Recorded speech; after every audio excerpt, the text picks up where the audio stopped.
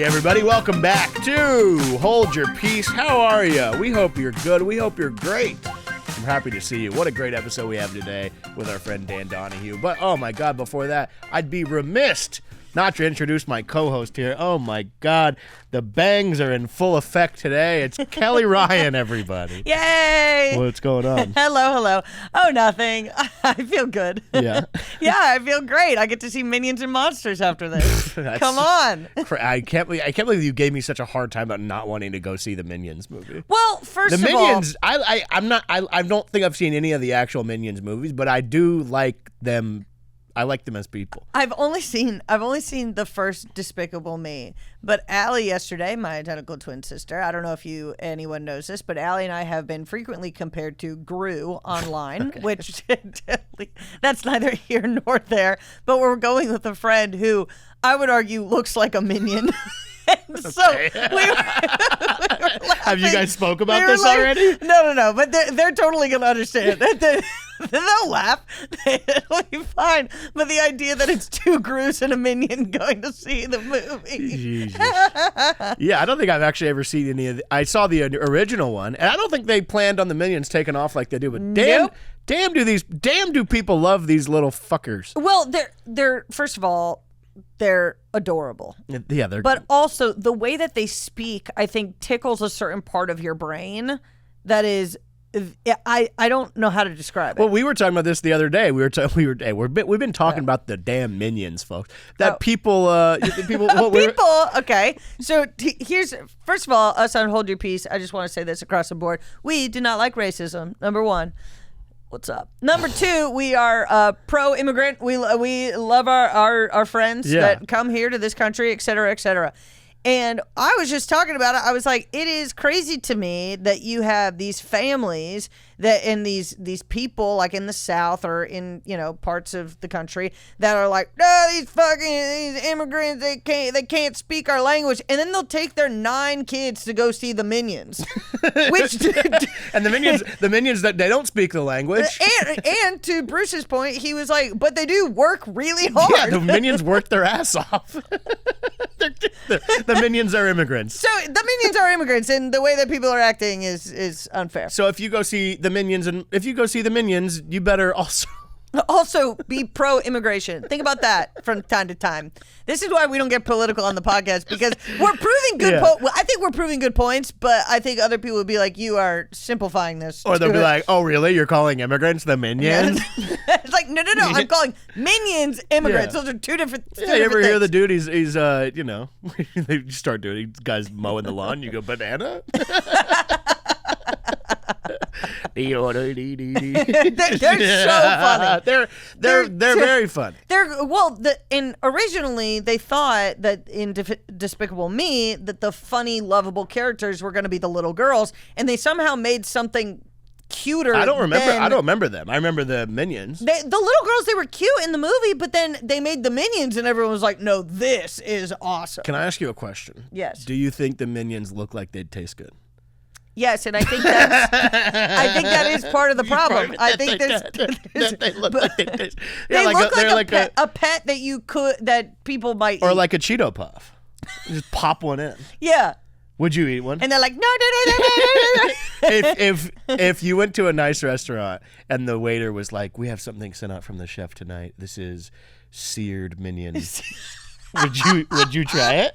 No, I could never. I could never, because that like when they were being put on the grill, they were like.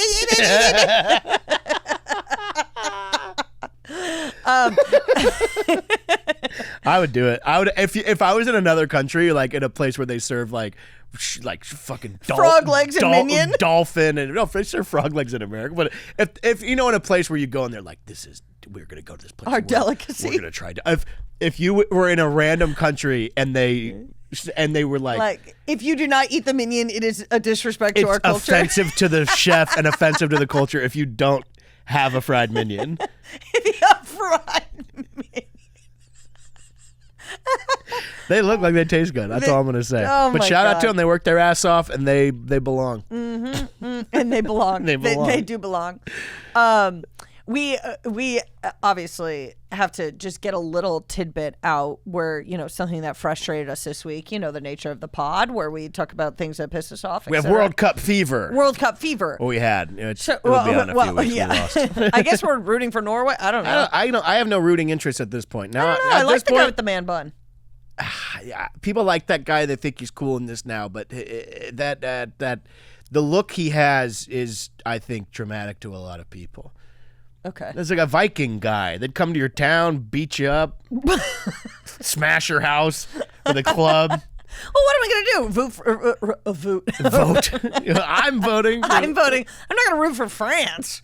I'm not rooting for France. You don't root for, I'm going to say that who's left? Is Portugal still in it or Spain? It's Spain, isn't it? Spain. Yes, Spain. Spain, Norway. I mean, every country's kind of bad. Argentina's still in, and everybody's mad at them. I just think Norway and I've been to Norway and Switzerland, and I thought the people there were both lovely. See, that's a good reason to root for them. There you go. So go on. Yeah. Anyways, so we go to watch the game at one of our favorite bars, etc. And there is a man that is sitting at a booth, a full booth. The bar is packed, and he is sitting there by himself. Our dear friend walks up and goes, "Hey, noticed you're here by yourself. Are you waiting for people, or can we join you to sit with you?" It's packed, standing. It's packed, standing. So he goes, well, are they girls? Which is a wild, as a grown man. The question, if you're going to be weird, is are they women? Not are they girls? Are they girls? So she goes, no, it's two married couples, and he goes, nah. Okay, so rude as hell. But then also, it's like, dude, if you're trying to get pussy, go to the bar. Go to the bar. You're alone. Sit at the bar. People are gonna be coming in and out. No one's gonna come up to you when you're at your booth alone. Well, actually, they are, I guess, but they're not gonna. Then he comes up. So me and my friend, we go and we sit at another table with these two other women, and he comes up to those two other women. And he's like, "Hey, what's up? I noticed you from across the bar. You ladies are looking really good tonight. I was wondering if you wanted to sit with me. I bought my booth." This shaking at this point because you don't buy a booth at this bar. This is not a club. This is a bar. It's borderline dive bar. Okay, so they are silent. They're like not even saying anything to him, and he's like, "Come on, I know you want it." I was like, "This is so creepy." Trying to watch the game. We're trying to support the country. What are you talking about? And then, of course, they end up being like, no, we're all right. We all end up laughing at him. That probably didn't feel great. Then we watch him go to another group of girls at the bar. Same line. Not successful at all. Guess what? All of a sudden, motherfucker has to have his homeboy sit with him. That doesn't feel good. Nope. I wonder if that guy had his own booth too. And you know what? I gotta say, this guy had a terrible vibe when I saw him. He looked like he just bad vibe, could fly off the handle at any moment. And so, but I do kind of a tattoo with his own initial in it. His own? How do you know it's his own? Because he told one of the girls that. Okay. Well, I do respect the effort of going to everybody. I do respect that. Not giving up. Yeah, Never back down. I told them, I go, when it gets to me, it's bad because I have no makeup on and I'm in a Napoleon Dynamite t-shirt. So when he gets to me, know that he made the entire round. He's on the other side of the bar and he goes, I'm going to have to go over to her. Hey, what's up, bro? You want to hang out, dog? To you. And your Napoleon Dynamite I actually love Napoleon Dynamite. Yeah, Eat your food, Tina. Yeah, do you want to come sit with me? Yeah, I don't know. Your mom goes to college. I don't know. I'll buy you a fucking drink if you want. Fuck. Anyways, we have a great episode today with our good friend Dan Donohue. It's a good one. Dan, I love dearly. I've known him for a very long time, and he hates whenever I say this, but he's a very smart person. Mm-hmm. He's like a smart guy, well-adjusted. He reads books. Yes. He takes time with things he says. And then we got it out of him that he's a crazy person. Of course. We hang out with this. We did. We do a good job on this podcast. If people come in, they're like, "Oh, I'm a normal human being," and the next thing you know, welcome to Crazy Town, folks. Yep. So let's get into it with our very funny and intelligent friend, Dan Donohue.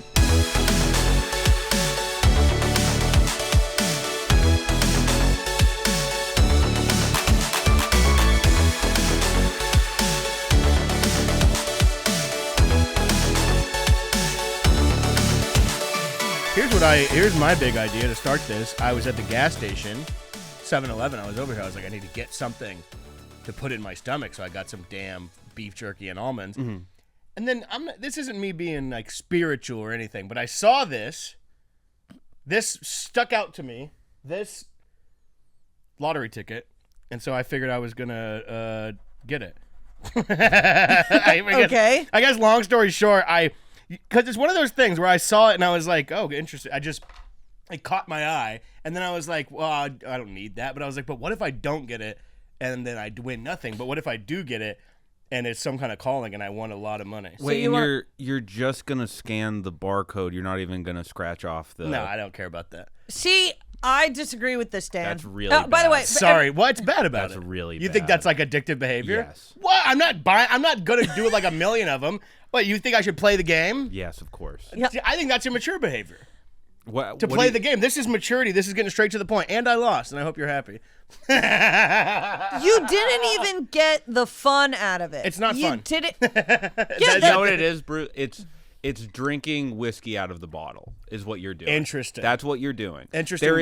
There is a setup custom connected to this that doesn't make any sense, but is very important in the terms of like the social steps that need to be taken, and you're breaking that. So you're okay. You're saying it's basically like playing roulette. So if I was playing roulette, the point of playing the game is sitting there and watching the ball bounce around. Exactly. And then hopefully this hope that you have that this is my big tense moment of whatever. And then, but instead it would basically be like if the roulette wheel was covered and then they took a cover off it and they're like 17. It's unseemly. Okay. Even if you're just taking one swig out of the whiskey bottle or whatever, you're not gonna. It's still unseemly. Yeah. Well, and you know what's You're really basically playing heads or tails. What's annoying about it is that you decided to kick off the episode with that, as if it was something impressive, and that's like literally showing up and saying to us, "Hey guys, watch this," and then taking what he's saying. A swig out of a whiskey bottle. Yeah, that would be fucking sick. No, I would be like, this is sad. This is sad. If you came in here and I said, guys, check this shit out, and then I chugged out of a whiskey bottle, you guys wouldn't be like, would you be like, this is an awesome podcast? I'd be worried that I couldn't contribute anything to it. You wouldn't be able to keep up. Yeah, I'm not gonna do better than this.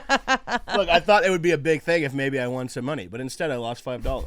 I would go to if it was available at the counter at 7-Eleven where they said, hey, for $5, put $5 down, I'll flip a coin. If you win, you get $10. Mm-hmm. If I win, I take your money. I would do that. I think that's good. Yeah, that's better. I have a friend who, it's funny that I just shamed you for this. I don't have a problem gambling, which is a really fun way of starting a sentence, but I do have a friend where we will make insane bets with each other. Like, I will walk by him, and I love him for this, as he will always say yes. I'll walk by him, and I'll go $20 on a coin flip. And we'll just do it. Yeah, see, that sounds like a problem gambling. No, but it feels better because there's not a middleman involved. Okay, it's just me, him, and the coin. The way you said that and the way you looked that deeply into my eyes was that it's me, him, and the coin. Me, him, and the coin sounds like a country song. Yeah. Yeah, there's a purity involved. Yeah, I like it. How about two cowboys doing a coin flip? We were out on the trail. when you came across a coin and you're like, came across coin. Let's flip this motherfucker right now. I don't have a problem gambling. I do love gambling. But I can stop at a reasonable time. I will say this with every vice that you have, okay? You don't have a problem with that, but you do love the vice. Of course. Yeah. Gambling is the funnest thing you can ever do. Those are somehow different things. Like you love a vodka soda, but you're not addicted to vodka sodas. Of course. Yeah. I'm not going to have one right now, but when I have one, I'm like, God, what a drink. This is great. What a drink. I want to do this all the time. A couple limes, couple this. Yeah. Gambling, I think, is an easier thing to curtail whenever you have to go to the curtail. Is that that's a good word? Right. Yeah. So I'm trying to impress Danny. He's a smart guy. I don't know about that. You're highly read. We haven't even got to introduce him yet because you got straight to the lottery ticket. Okay, so I could have saved it for the end. Can we please introduce our guest, our lovely guest, Dan Donohue, everybody. Yay! Dan Donohue's here. You know him from the internet, and he's a well-read guy. You're a smart guy. You have a Substack. I do, yeah, I do. Yeah, I have a Substack. Well, I wouldn't say I like writing. Yeah, I wouldn't say everybody on Substack is, a shining star, but I believe so many of them are morons. It's crazy. That's why, honestly, I I kind of I don't think it's a great look to be like, you have a Substack, you're smart. You know? Yeah, well, no, I think I'm thinking in the group of people. You have a Facebook, you have friends. You're a million% right. But you're a very maybe you don't want me to use the word smart, but I think you're a very introspective, I appreciate that. well-read guy. I like to think I'm smart. Yeah, I know that. I'm not gonna I don't read enough to talk about books. Okay. So that's sorry. I don't know why I slowed down so much when I said that. I don't read enough to talk about books. But you could go to a bookstore and sit in a corner and have a deep discussion on multiple books. Okay, this is actually something that's really, really interesting. Because I started reading like a few years ago, and what I've realized is wait. You started. You mean like leisurely? Yeah, I got into it. No, okay, you didn't just start reading a few years ago. Yeah, well, it kind of feels like that. I started with billboards. But one of the there's a reason why a lot of people who read, there's a reason why book clubs exist, and two, there's a reason why a lot of people who read are like they're seen as being, less social, and it's because you can almost never talk to someone about books, even if you both love reading, because the chances that both of you read the same thing. This is a conversation. Yeah. This is a conversation between two people who love reading. It's like, oh, you love reading? Like, have you read this? Oh, no. No, I'm going to check it out. And then it just ends, and then it's just over. You're just like, oh, I guess that guy likes reading. I don't know. Yeah, he could be lying. Yeah, he could be lying. You're saying I could start lying. That's exactly what I'm saying. I'm gonna go to the bookstore. Well, Dan, have you ever thought about reading the Bible? You'd find a lot of friends who read the Bible. That's true.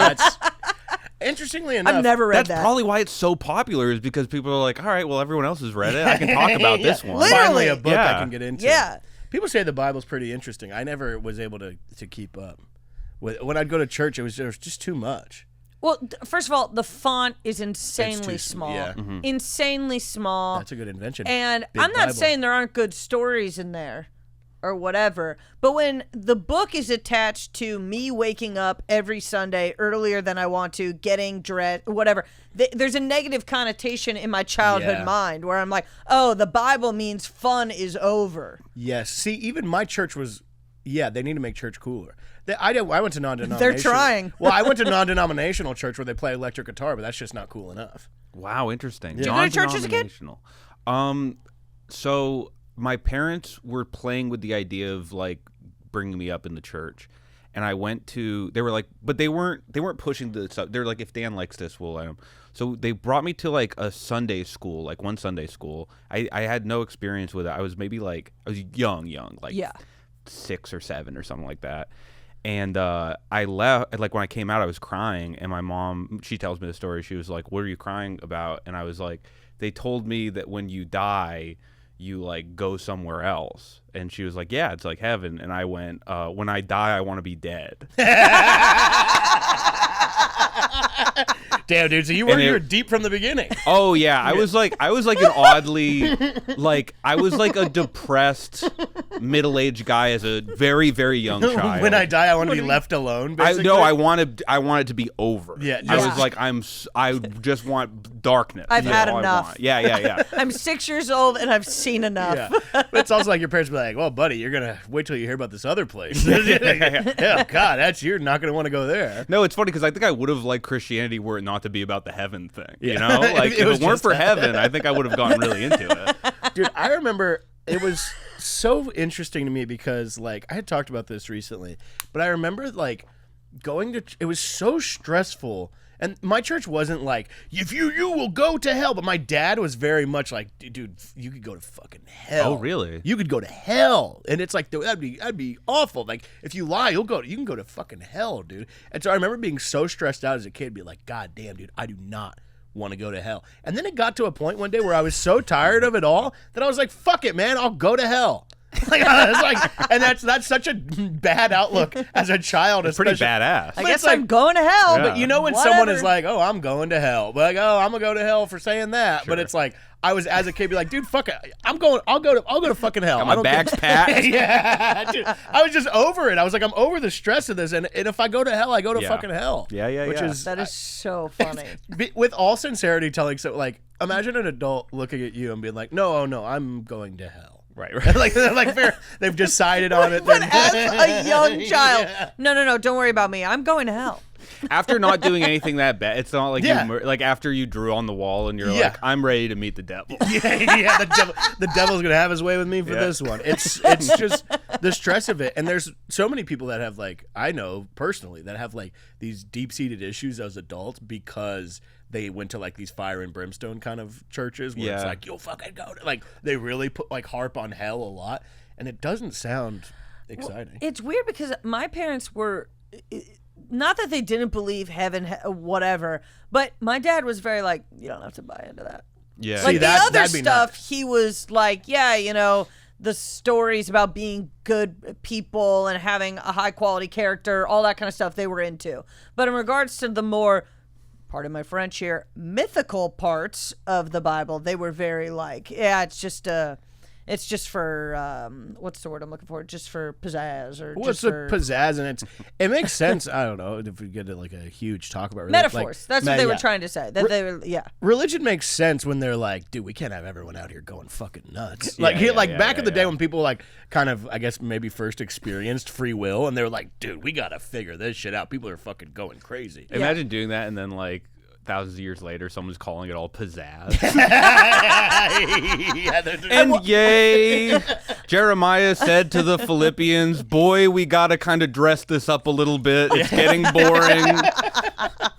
Well, that's what's kind of I've thought a lot about too, about like, I'm not a religious person, or I don't buy into all the, I guess, pizzazz of the right word as the right or wrong word.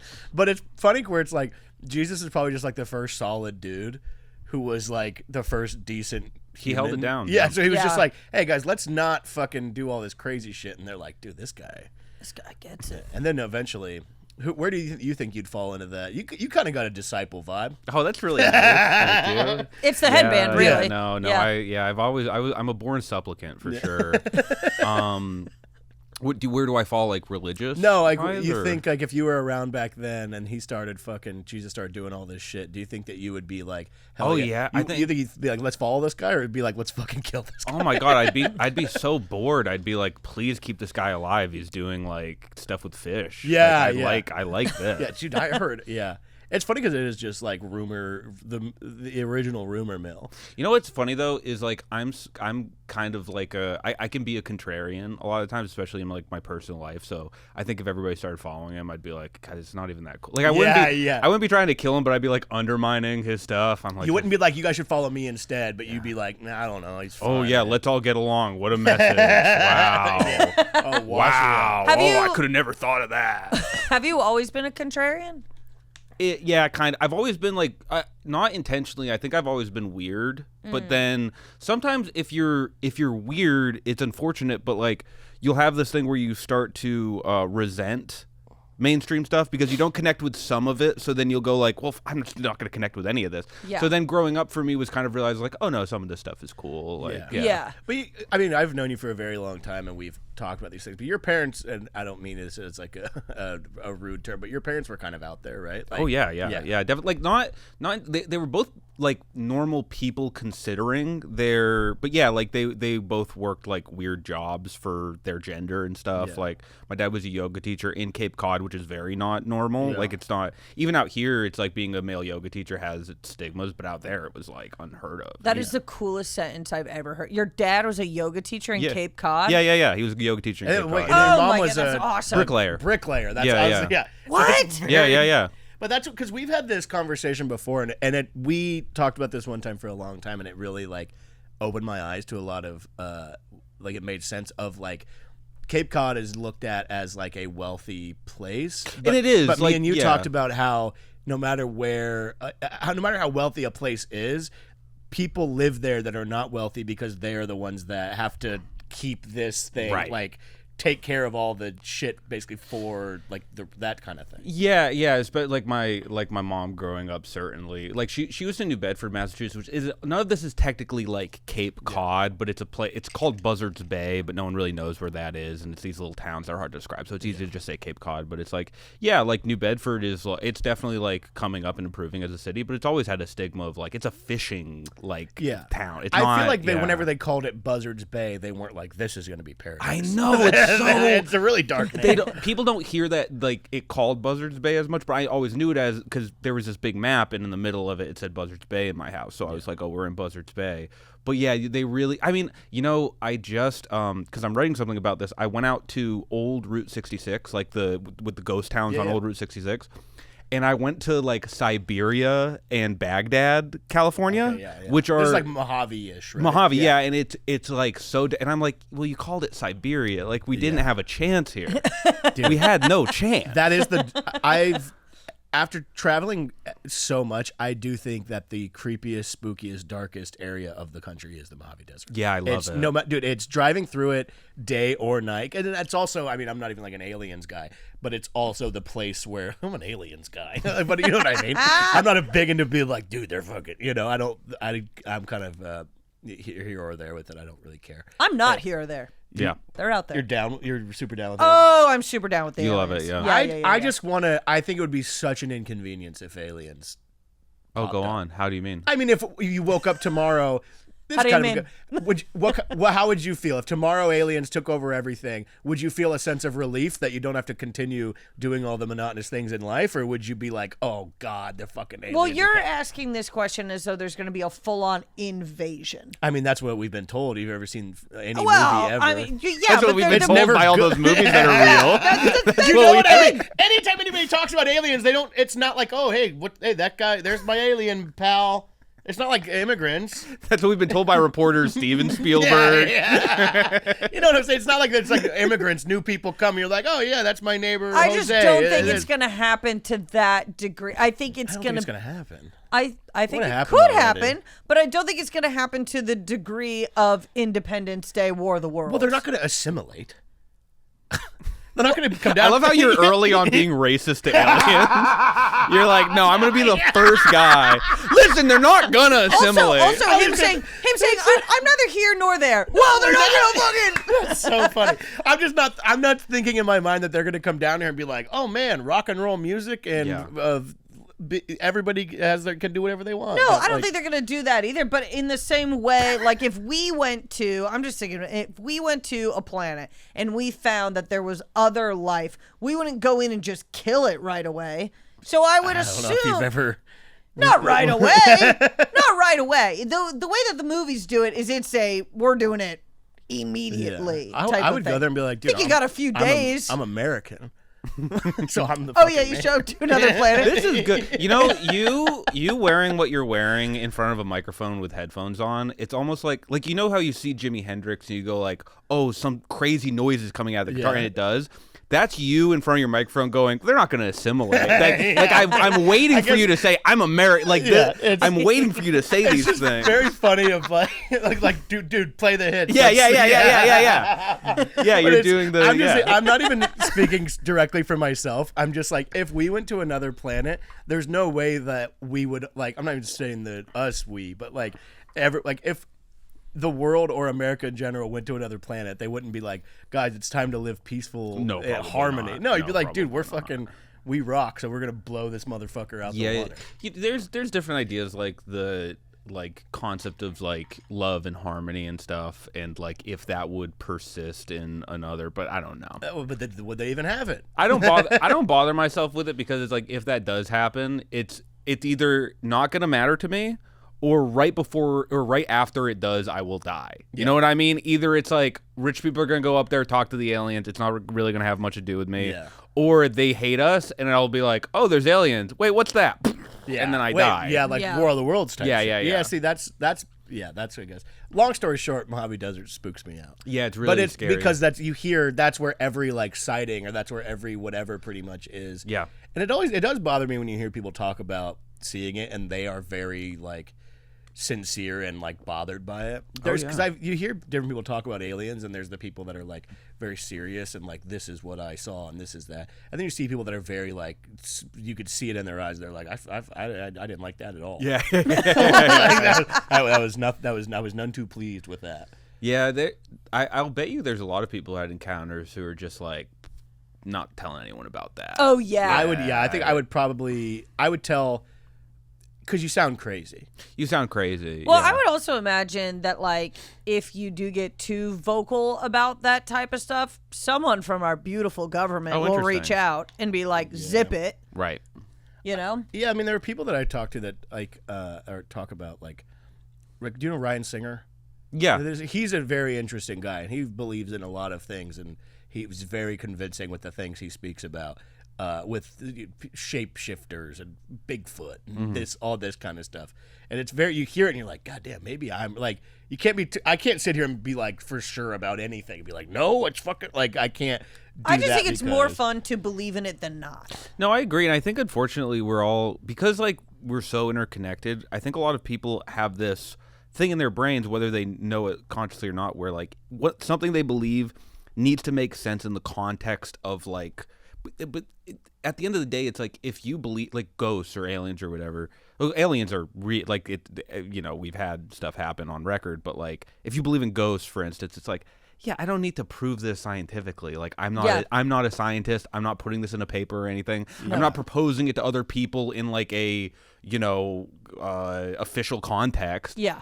Just believe stuff. It doesn't matter. I'm talking like, about this after 5 Miller High Lifes around a campfire. See, that's exactly. Yeah. Okay. If we're in a spooky environment, which is after drinking 5 Miller High Lifes at a campfire, I'll open up the floor a little bit to be that's what I'm saying. You want to be spooky and you want to hear somebody tell you something like a ghost story kind of thing. You don't need to respect me for it. Yeah. I don't need you to like honor my experience in any way, but it's just fun for me. There's been things that have happened in my life that are more fun to me to contextualize in this way, and I have no interest in like explaining them. Yeah. I don't care. It doesn't matter. I think it's mostly a lot of the things where I have had anything like that where I'm like, that was fucking odd and weird and I don't really know how to explain it, but I don't think I'm going to really try too hard to explain it, of just random weird encounter of something. Yeah. Yeah, it also seems like people have this like mythological kind of capacity in their DNA.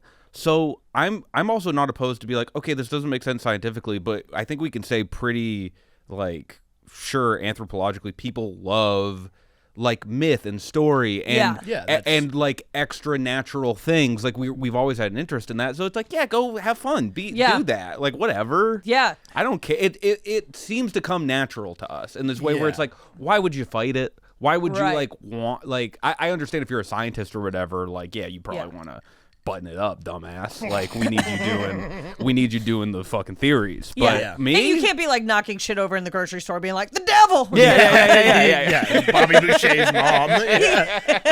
You can have fun with it, but then you have to lock in. You gotta lock in and be like, all right. Yeah, and it's, tighten it up.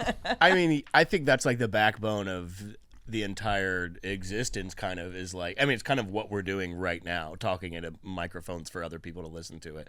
Where it's like that's how all this shit like has like the storytelling and this, passing like, around and like there used like pre-entertainment, pre-whatever. There was like I used to, in my, from what I've read, there was like certain people in the village or whatever that's like, that guy that guy rips it, right? Like that guy fucking spins a yarn, dude. Have you ever like have you ever gotten into like a heated discussion about the like mythological type of stuff, or do you like steer clear from when someone believes something, or you just kind of like, I'm gonna let you have this? That's a great, I usually let people have it.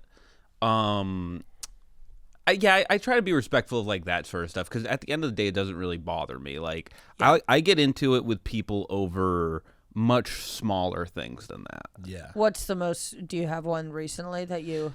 You know, my biggest one is always, so I live in a neighborhood that is located in the middle of two parallel busy streets, right? Yeah. So when traffic gets really bad on both those streets, people will drive through my neighborhood, even though our streets don't really have the capacity to deal with traffic in that way. It's a lot of people walking around.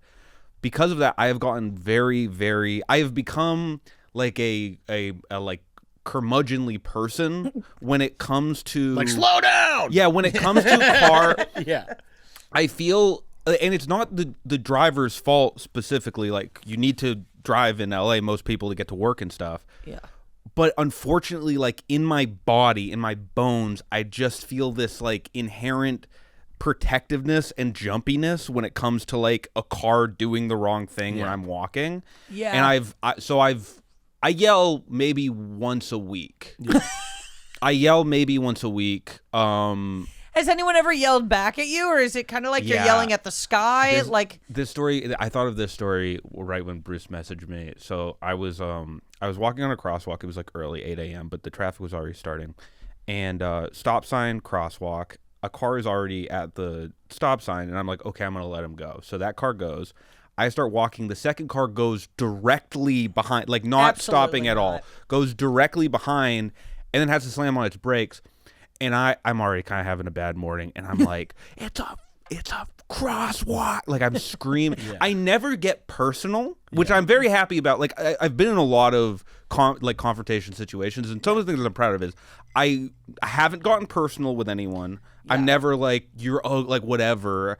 And it's a crosswalk and you're ugly. Yeah. Look at you in that which car. is effective. I've had people have gotten me on shit where I'm like, damn, you got nice my ass. headband. They'll get my ass. Yeah.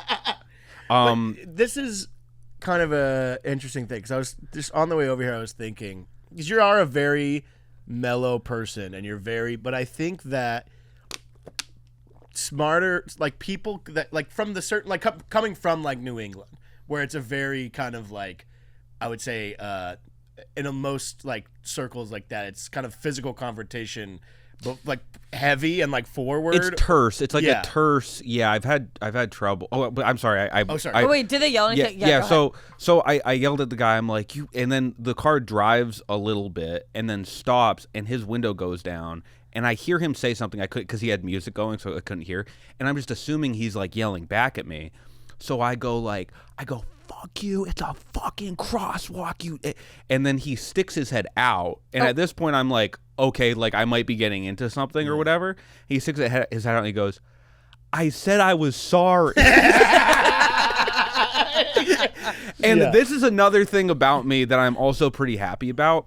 I can switch on a dime. I can switch so fast. As soon as he said that, but I'm still not, you're still in, like your adrenaline is going, you're yelling. Yeah. So I couldn't take full account for what I was saying. And it's really funny what came out of my mouth because I was like, oh, I'm sorry, my bad. I get jumpy sometimes. And I was thinking back on it. I'm like, that is actually really like, that I could really I took that with me. Like I can get jumpy sometimes. I don't like judge myself too harshly because again, it's like I'm not going nuts on the street or anything. You're not like, pounding his car with both. I'm not pounding my car with. Yeah. But it's tough because I walk and I bike a lot, so there's like a lot of.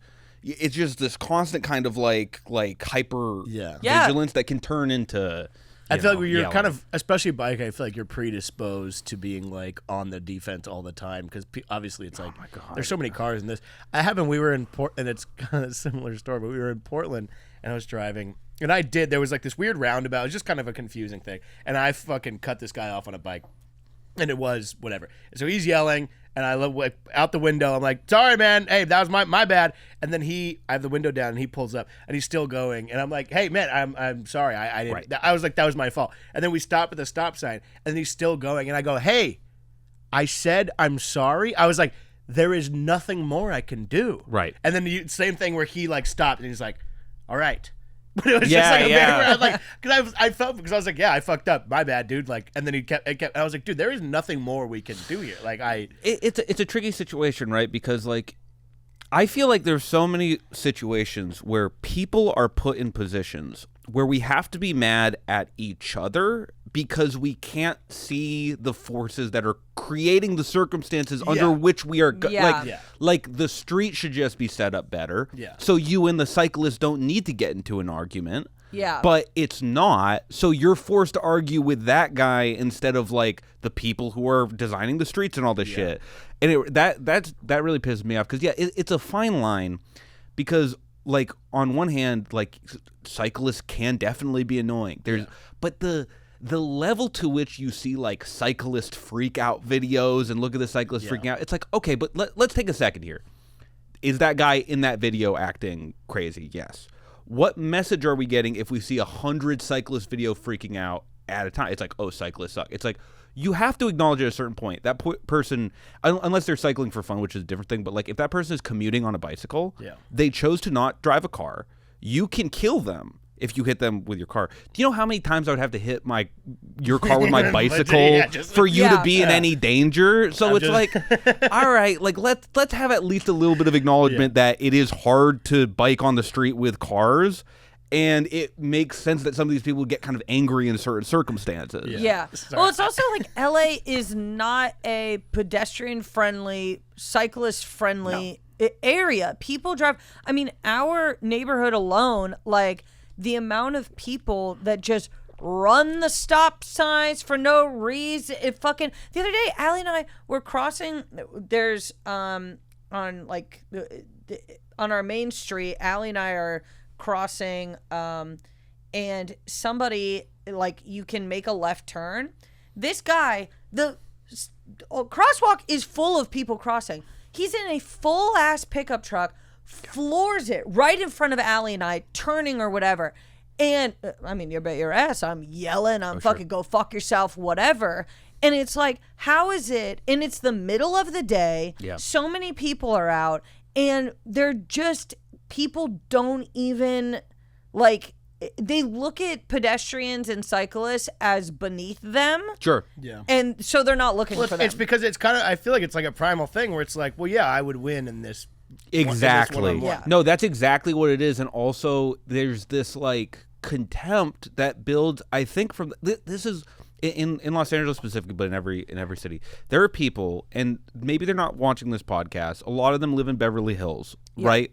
And they go, we like that. They go, LA is a car city. That's the phrase that they choose to use. So anytime anyone gets like hit and killed on a bicycle, they will go to town meetings when they're trying to rezone streets, and they will go, LA is a car city. The city is for cars. It's like, how can you call a city a car city when it is the least pleasant city in the, you could make an argument in the country to drive in. It is the least pleasant city. So like giving like I like cars, I like driving, giving bikes and like public transit where, you know, I mean, don't get me started on that, but like I take the train a lot. I take the train, I take buses and stuff. They just put the metro in right near us. We're amped. But like, put more money into that, and it'll be easier to drive. Yeah, it'll be better to drive. Yeah, well, you sound like Joe Biden. We're gonna listen, guys. Hey, you're gonna put in the train. Listen, we're gonna put in the train. It's gonna make it easy. No, it's an elitist thing. They just want to be in their you know, fucking, what would you even call, Range Rover, Mercedes, BMW. They want to be in those, and they don't want to be bothered, inconvenienced with anybody else. And it's like, do you not understand? Like, and what's also so crazy is those people will like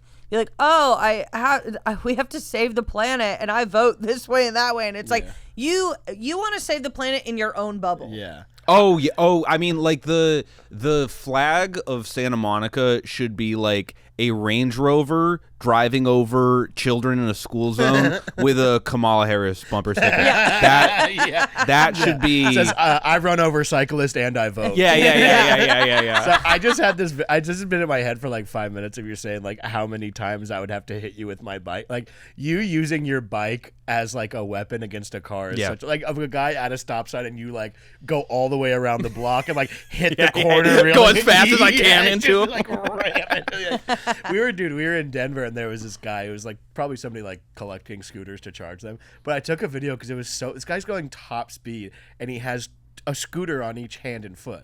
So it was awesome.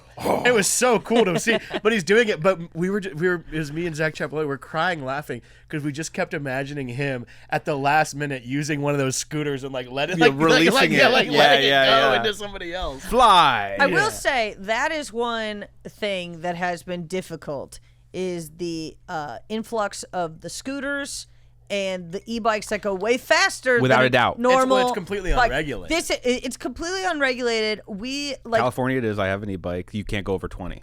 Oh, and they did add that regulation. There's like it just all with the scooters especially. It just all kind of happened one day, and there was no like anything put in place. Scooter people don't follow the rules. No, because they're drunk. Scooter people. We are scooter people. We are drunk. A bunch of That's people why come in when on scooters. people get hit on a scooter, no one feels bad for them. I mean, what, dude? That's the darkest thing anybody told. It was somebody. It might have been. I don't remember who it was. They told me that when the scooters first dropped, that like it was like the thing that their buddy is like an emergency room doctor, and people were coming in with injuries that literally hadn't been seen since the Civil War. Oh my god! Of like getting your jaw knocked, like really gnarly stuff. No, it's gross, yeah. And like we also just didn't have the infrastructure for it, so it's so funny because like e-bikes are incredible. They're unbelievable. Like I got one. I immediately, first of all, I was like, I am so glad that I have a girlfriend because you're not getting any pussy on this. It is. I was about to say it's like a moped. Like a moped is like don't even look at women. It's like but e-bike, you're like I'm go. It's like a moped that you also have to cycle. It's like more embarrassing in a way than a moped. Like it feels like you're in a powerless Cybertruck. You know what I mean? Like a Cybertruck without any of the like. Well, at least if I drive this into a building, everyone's dead. Yeah. You know? Yeah. No chick is gonna be like, wow, if they see you charging your bike. Yeah, just looking at a girl like, hey, I don't even need to pedal sometimes. Yeah. Why don't you hop on? Wait, let me plug this in while we're here. But yeah, we just don't have the streets for them. So like you have this incredible invention where it's like anyone can bike. It's not a matter of like I'm not in shape enough or whatever because it'll help you. But now, we just don't have. It's like, good luck. Like you're just releasing them into the city. And automatically kids are doing wheelies on them. Oh, yeah. That's also always going to happen. And it is cool. Yeah, it is. Do you wear a helmet? Oh, yeah. Oh yeah, like a full fit, like a BMX. I want to get one of those. Is it one of the ones that's like aerodynamic? No. It's just a big like very general. You don't have a cycling outfit? No, I don't. I would. It'd be so funny to wear it on like a commuter. Yeah, e-bike. I was saying you were answering that in a way of not yet. Not yet. That you don't have like the Lance Armstrong, the mirrors on your eyeglasses. I love gear. Yeah, I love gear. It is. I love gear. I put a basket on my bike. I was like, I'm the king of the streets. Yeah. I feel great. Any baguette is toast in this town.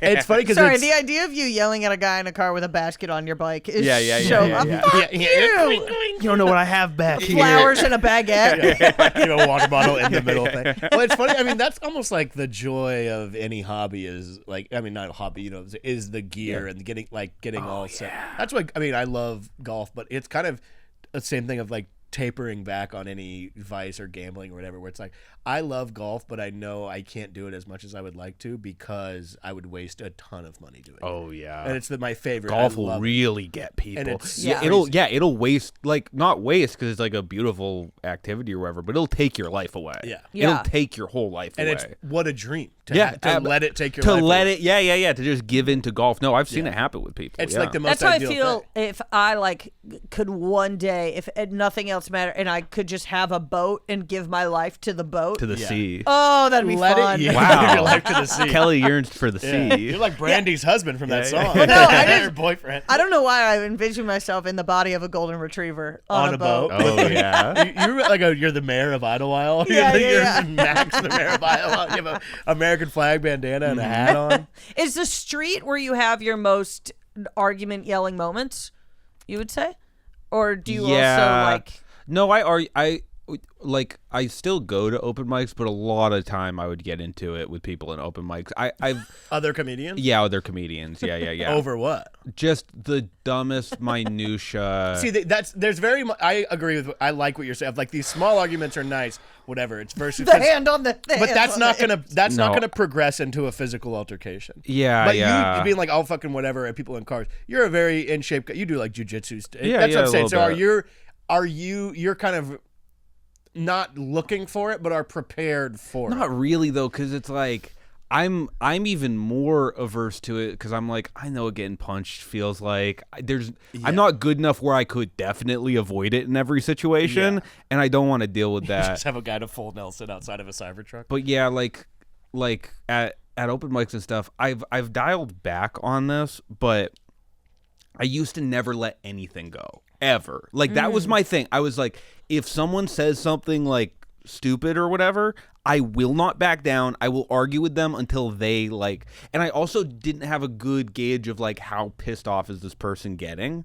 Yeah, but so I'm outside of an open mic And I'm sitting there with a buddy, and a guy comes along, one of the many social pariah who you should just disregard because it's like it doesn't matter. And if I start something with this person, I know it'll be a bigger problem than it's worth. Yeah. Yes. They sit down and they talk for a little bit, and like we give them a little bit of whatever, and then the conversation just like ends normally. Like, oh, what are you guys doing? Nothing. What are you doing? Nothing. Like, okay, kind of silent. So, yeah.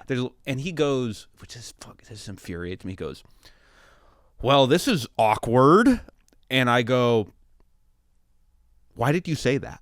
What is the point? What are you trying to get across by saying, do you think you're going to have us be like, oh, I guess it is awkward. Let's start talking. It's like, no, you are just filling the air with nonsense. There's no reason to say that in a conversation. You're just... And so I said almost all of that to a T to this person. And he blows up and is like, oh, this city sucks. Like, I hate this city. I'm always the... Yeah. And then like my friends to me were like, why did you do that? Why would you do that to like that person? And I will say this. Sometimes I think I should be more confrontational because A, it's fun to talk about after. Yeah. You should live your life in a way that's fun to talk about after. No one wants to hear about how you walked away from a situation. Everyone wants to hear about how you did that. And second, that guy ended up hitting a woman. So I was right. Yeah. I was right. And I made sure to distance myself from him because I knew that was going to happen. That's not just something that ended up happening randomly and that, I'm using that later on as a way to buttress my own way too aggressive nature. Yeah. No, I knew that was gonna. I totally. Everyone I argue with is eventually gonna hit a woman. Yeah. Now, did I do anything to stop him from hitting a woman? No. No. Did I That wasn't the contribute point. to his Did I rage contribute level? to his anger and resentment for the world that eventually boiled over in him doing a heinous act? This is No one can say it. No one can say there's- that. But scientists button it up. I really cannot stand it though, because I've been in those situations where people say the phrase, well, this is awkward, or like label an experience that like didn't have to have any negative anything to it at all, but they feel like they're like being funny or like jumping the gun by being like, oh, it's uncomfortable, isn't it? It's like, well, it wasn't, but Right. now it certainly is. No, I say this I talk to the audience right now. If you ever are in a situation where you want to say, well, this is awkward, I want you to push yourself to try to think of something else to say. You have to believe in yourself. Yeah. But you can be more than that. You can be more than a person doing like herp derp Reddit comedy. Yeah. It's so embarrassing. And is humiliating. it bums everyone out, and no one thinks you're funny because of it. And it Dare I makes it say worse. you can simply just say, great weather we're having. Or nothing. Literally. Literally. You Truly. could say, you could say, by the way, where are you from again? When was the last time you got to go home? When was the last time? Do you have any siblings? Any human question. But instead, it's like I have to make a comment that makes it seem like I'm the smart ass or whatever. Well, you're like bubbling up and you can't just not say anything. You have to fill the air and you're not okay with nothing going. Like, Also, based on your clues, though, on who I feel like I know exactly who this is, and there is no hope for that person. Yeah, absolutely. this is kind of a question I wanted to get into earlier because it's interesting, but it's like, do you think that it's taken a lot for you to learn to not jump the gun on certain things, or to like kind of even like kind of like the New England thing of like kind of I don't know, not adversity, but like confrontation forward. Yes. Culture. Well, it's ego. Like a lot of it is ego, which is what I have to deal with, where it's like at the end of the day in those situations, I want to be the guy who is like calling out this thing that no one else wants to deal with. Yeah. Right? And that ignores the fact that people don't want to deal with it because it's just not worth it for them. And it's inconvenient. Yeah. And it's inconvenient, but it's like an ego thing for me to be like, oh, no one else wants to call this person annoying. Yeah. No one else wants to be. Fine, I'll be the hero. Yeah. I'm saying it's not even. It's like kind of hero complex-ish, but it's not. I know what you mean. Where it's like, because I talk about this shit all the time with fucking weird, creepy people. Where I'm just like, why are we on our fucking heels, and why are these people so? Why are these people so comfortable? Why are we so uncomfortable? 100%. When this motherfucker is the one doing everything. I have that. But it's like I the inconvenience of it all and the stress of continually, like, I talked about it before on the podcast, but it's like beefing with someone takes so much effort, and it's not even like beefing with them, but like there's so much effort to continually always be the person and like keeping tabs on these fires you're starting everywhere. It's just like, well, I think so also what sucks is that we all have to, there's a part of us that want to stand our ground on certain people, certain things, blah, blah, blah. But then clearly the general public doesn't give a shit. So it's like, all right, like, why am I like taking this prideful thing and being like, I need to be the one, when in reality, most people are just around shitty people all the time, do nothing about it, and they don't care. Yeah. Or they vote for them. But we also live our lives like, in what we do, there's no real HR department. So it's like if we worked with a guy who was bothersome and creepy all the time, let's say he's like just giving women shoulder rubs or something in the office too much, you couldn't sit there and be like, hey, Mike, you're a fucking creep, dude. Because then you would be the one that got, like, right. But we don't have this like controlled environment like that where, like, even a few weeks ago, I was doing a spot at a club, and I got there and I was like, I'm fucking fuming because I was like, this person I have to bring up after me is a fucking creep. It's just an actual creep, and there's a million stories, but this person is a vile human being. And I'm sitting there, I'm like, I'm gonna fucking when I bring this, I'm gonna say all this shit. And it was Zach Stein. It was Zach Stein. Yeah. But I was like, I'm sorry, man. Yeah, sorry I had to do it. But I was just like, I'm gonna fucking say something whenever I bring him up right now because I'm fucking. And then I got to the point where I was like, the amount of effort it would take to continue. I literally was just like usually I'd be like, guys, are we having fun? Are you this or that? Instead, I'm literally just like, all right, your next comedian, give it up for this person. No, and on the flip side of this, not to like go contrarian right now, sometimes it is the right move. Though. It is I've done that as well. I get into some arguments with my girlfriend about this, but I'm like, sometimes it's awesome. Yeah. Sometimes it feels great. And like, especially with I was at like a shitty club, and the booker there was acting really shitty, and like I forget like what we were talking about, but I was talking to a buddy of mine, and we were just having like a serious conversation about something. Like in the hall, I cannot stress enough, we were not on stage, just in the hallway having a conversation. This person who was sitting next to us turns to us and goes like, "Are you guys like comics?" And we're like, "Yeah," and they were like, "Oh, because it's funny, like you're being so serious, you're not talking about anything funny, like you guys really aren't being funny right now." And I was like, I'm sorry, what the fuck did you just say to me? And you could just tell that this person had so much experience with like saying shitty things and like having people be like, haha, that's what, and it's like, no, you don't get to talk to me like you're my friend if you're not. Hey, fuck you. You don't get to like there's this thing with people who even have like the smallest amount of power where they and it's not really their fault. They're just operating in this predicament where like they have this power, people are not treating them normal, and then you see at the Comedy Store all the time, like not just with like managers or people up top, but like with people who are like not the door guys, I will say that, but like a lot of other people who work there will just get this air of shittiness, and it's like but it's because people treat them different because they're in a position that a lot of like open mic people are like, oh wow, really, you do blah blah, like so I really got into that. I was like, don't talk to me like that, don't say anything. And if he pulled the like, oh, I book these shows, I'm like, I don't give a fuck, like, I don't care. And it felt so cool. It felt so cool to be like, oh, I don't care.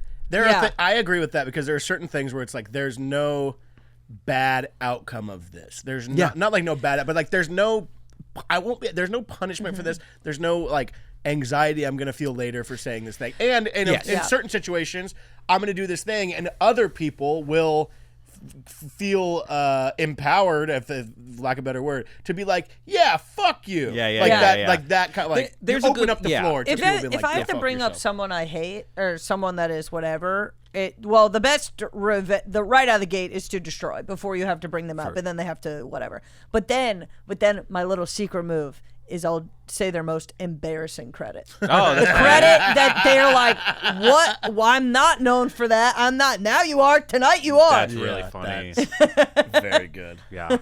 That's a fun one. Dude. Let's race towards the end here. This has been very fun, though. Great. Yeah. Ooh. Here's my favorite question that we've been doing recently. For $10,000, what topic do you think you could bring up that would ruin a dinner party? I really ruined a meal I was having with a group of people recently. And For free. yeah, for free. Still paid for the meal, still everything. So, and I don't know if you need to bleep any of this. It's fine. I'm using it in context, but they're a bunch of very progressive outwardly, and they are they're progressive people, and one of them was using the word a lot.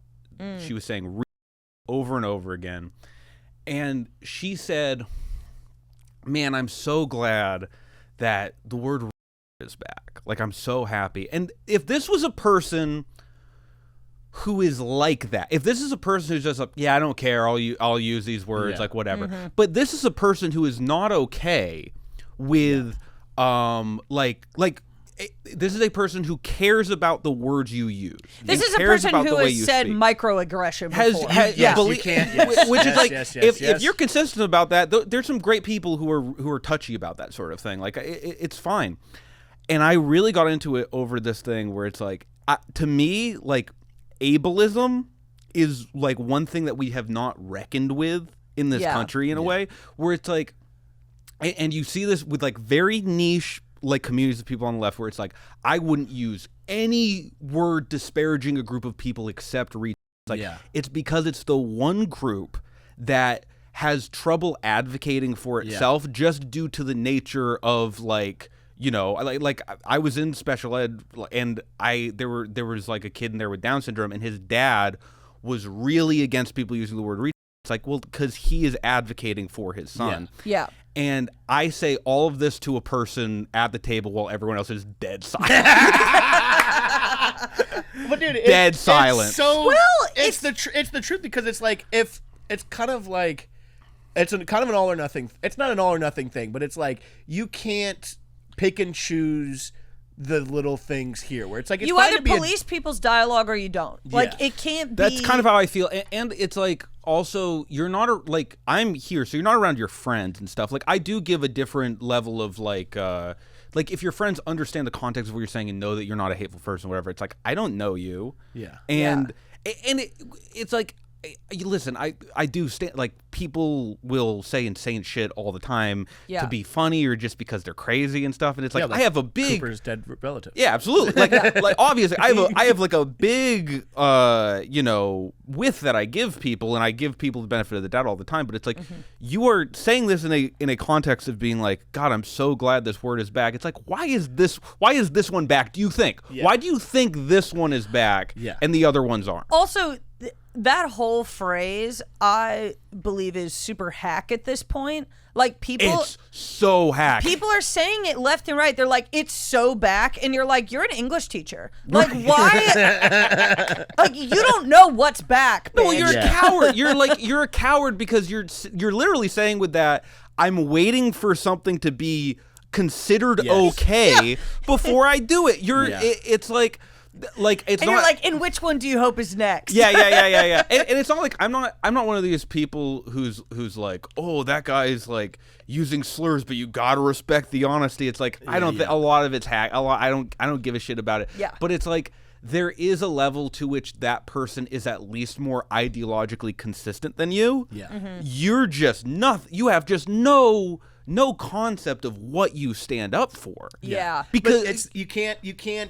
It's literally you can't be somebody who that's why it's always even if it's people that I agree with politically or whatever, no matter what, it's satisfying to me when somebody is literally what you're saying is very satisfying, but it's satisfying to me whenever this person's don't do this, don't do this, don't do this, and then they get caught doing something similar to that. Of course, because it's a human nature thing. It's the same satisfaction as an anti-gay politician getting caught sucking me off in the airport bathroom. Yeah. I feel you could have said anybody.